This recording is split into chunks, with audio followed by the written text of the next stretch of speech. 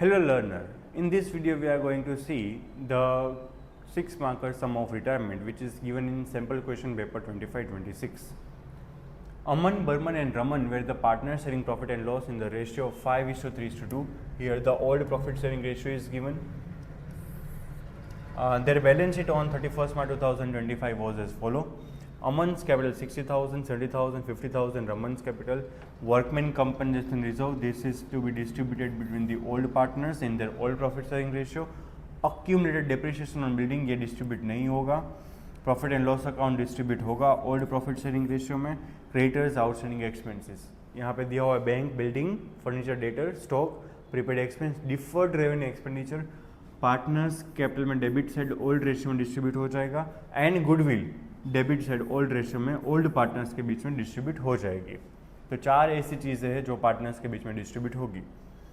Next is given create a provision for doubtful debt 10%. Market value of building is 1 lakh and furniture was over valued. यहाँ पे देखो over valued under valued दिया हो तब आपको calculation करना पड़े. Stock was valued at 55,000. Creditors 15,000 took over the stock of 10,000 in settlement of their claim. यानी कि क्रेडिटर्स की कितनी अमाउंट हमारे पास यहाँ पे देखो 25,000 में से 15,000 के क्रेडिटर्स ऐसे है जिसने 10,000 का स्टॉक ले गए इन देयर फुल सेटलमेंट. तो हमें यहाँ पे 5,000 का बेनिफिट हो गया. Goodwill of the firm was valued at 80,000. यहाँ पे गुडविल का वैल्यूएशन दिया हुआ है 80,000 rupees. Prepaid expense worthless. Prepaid expense का भी कुछ काम नहीं है तो वो भी हमारा लॉस हो गया, right. And outstanding expense are now 20,000. तो यहाँ पे आउटस्टैंडिंग एक्सपेंस क्या दिया था 15,000, वो 20,000. तो 5,000 हमारा लॉस यानी कि डेबिट आएगा. 20,000 वॉज इमीडिएटली पेड. 20,000 इमीडिएटली पे कर देना है एंड बाकी की अमाउंट का कुछ बोला नहीं तो क्या होगा लोन. एंड ये 20,000 जो उसको पे करना है that is to be brought in by Aman and Raman in the ratio of 3:2. तो यहाँ पे थोड़ा सा कैलकुलेशन कर लेते हैं. क्वेश्चन में आपको बैलेंस शीट में आपको फर्नीचर की वैल्यू दी हुई है 60,000 रुपीज़. वो ओवर वैल्यूडेड बाई 20%. तो ओवर वैल्यूड बाई 20% है तो मान लो कॉस्ट प्राइस 100 है, उसमें प्लस 20% कर देंगे तो 20, यानी कि 120 पे 60,000 है तो 100 पे कितना होगा, इट कम्स टू 50,000. तो there is a decrease in the value of furniture by 10,000. Next हमें कैलकुलेशन करना पड़ेगा गुडविल का. गुडविल ऑफ बर्मन हमें फाइंड करना पड़ेगा. 80,000 गुडविल वैल्यूएशन ऑफ फॉर्म दिया है, उसको मल्टीप्लाई बाय बर्मन का share that is 3/10 that is 24,000. Now यहाँ पे आपको दिया था कि भाई goodwill gaining ratio is not given, right. Gaining ratio is not given so we are suppose to distribute in the 1:1 that is 12,000 and 12,000. But यहाँ पे एक रेशियो दिया है 3:2. वो रेशियो क्या है, जो 20,000 पे करना है ना वो 3:2 में लाएंगे. कौन लाएगा तो कि अमन एंड रमन, राइट, वो लाएंगे. 3:2 is not the gaining ratio, that is the ratio which is given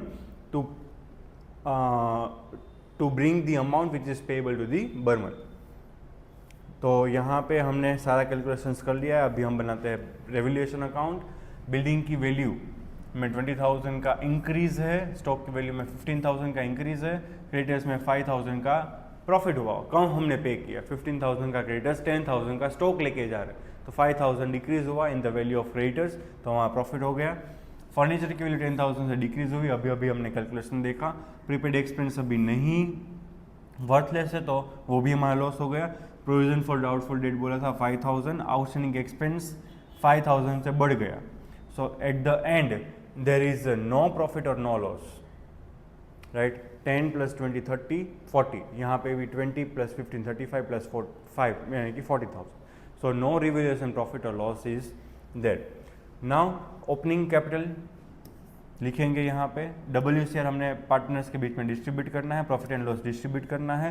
वैसे ही यहाँ पे डिफर्ड रेवेन्यू डिस्ट्रीब्यूट होगा एंड गुडविल. 4 चीज़ें डिस्ट्रीब्यूट करनी थी at the beginning of the question we have seen. ये 4 चीज़ यहाँ पे डिस्ट्रीब्यूट कर दी, कैपिटल लिख दी.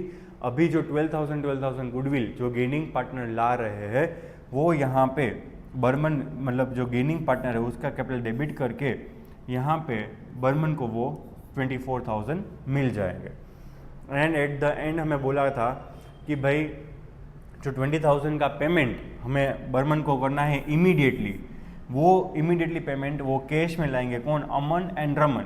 तो 20,000 को हमें डिस्ट्रीब्यूट करना पड़ेगा 3:2 में, वो बोला था 3:2, तो 12,000 एंड 8,000 वो कैश लाएंगे। ठीक है, तो यहाँ पे after closing the Burman's account we have found the balance of 86,000 which is to be transfer to his loan account, and the closing balance of Aman and Raman will be transferred to their capital account. So by this way you are supposed to calculate the sum which is of 6 months. Thank you.